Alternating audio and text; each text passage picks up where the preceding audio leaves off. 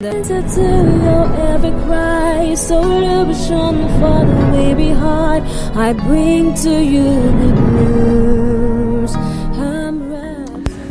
Ngiyabingelela ngegama likaJesu kuphina kuphi lapho ukhona khona ufolela lithuba lelihle lekulalela iRhapsody yamaqiniso loyincwadi kaNkulunkulu lebhalwe ngumfundisi Chris Oyakhilome DSC DD. Lamuhla ngolwesibili tingu-29 ku-April 2025. Lamuhla umfundisi usifundisa ngesihloko lesithi mvede empilweni yakho. Amen. Kanti ke uvula i-message yakhe ngaJeremiah 32 verse 27 lapho khona livla laNkulunkulu lithi, bukani la, ngingusimakathe Nkulunkulu wabo bonke bamvu, kukhona yini lokumadima kimi.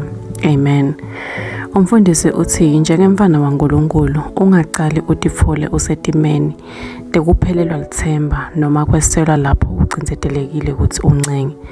Ngisho nasemthandazweni uNkulunkulu akafuni ukuthi umncenge, ukuhloniphe kakhulu ngalokho. Esikhundleni saloko thatha indzawo yakho lefanele njengendlalifa yakhe. Yemukela isikhundla sakho njengemfana wenkosi yendzawo yonke lehloniphekile, lenesifundi futhi lekhadimulisiwe. Amen.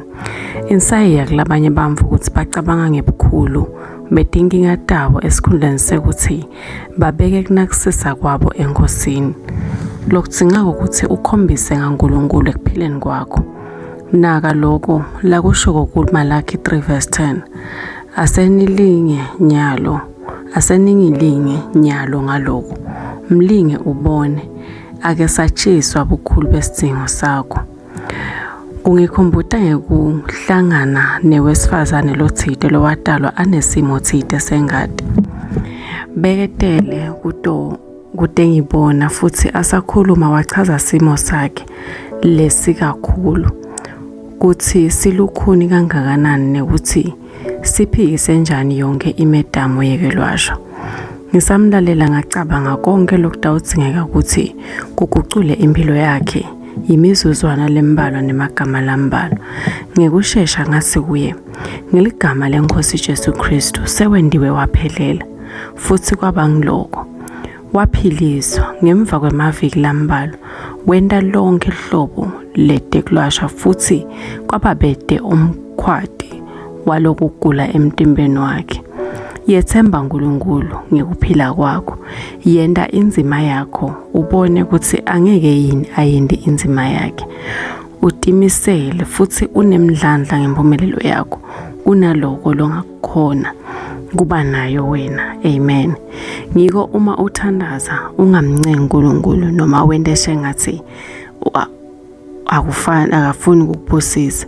Jesu wathi kuMateyu 7 verse 11, nangabe nine lokunibabi nikwati kupha bamva bentipho letindle kakhulu kangakanani ke uyihlo losezulwini abanika timfo letindle labo labamcelako. Kamelula sebenzisa ukukhola kwakho nekwethembela enkosini ngoba iyakuthanza kakhulu. Wenza ukuthi thanza kwakho futhi uyakhona ukugcina enzaweni yebunyenti lobukhulu. Mkhombise ekuphileni kwakho. Amen. Kuqhubeka nesifundvo ungafunza Dihlabelelo 37 verse 25, Malaki 3 verse 10, Luka 11 verse 9 kuya 13, nawe Hebrew 13 verse 5 kuya 6. Amen. Kulesikhathi sanyalo ngicela sisho nangumthandazo udawusho emva kwami uthi, babe lothandzekako, ngiyakubonga ngelivi lakho lelingicinisekisa ngemandla akho langapheli kanye nekuhlinzekelwa lokunyenti. Ngiyethemba ngalokuphelele ngempilo yami. Ngati ukuthi tidzingo tami tisemkhatsini weluhlelo lwakho lwekuniketa. Ngimemetela ngesibinzi ukuthi nginikwe kakhulu.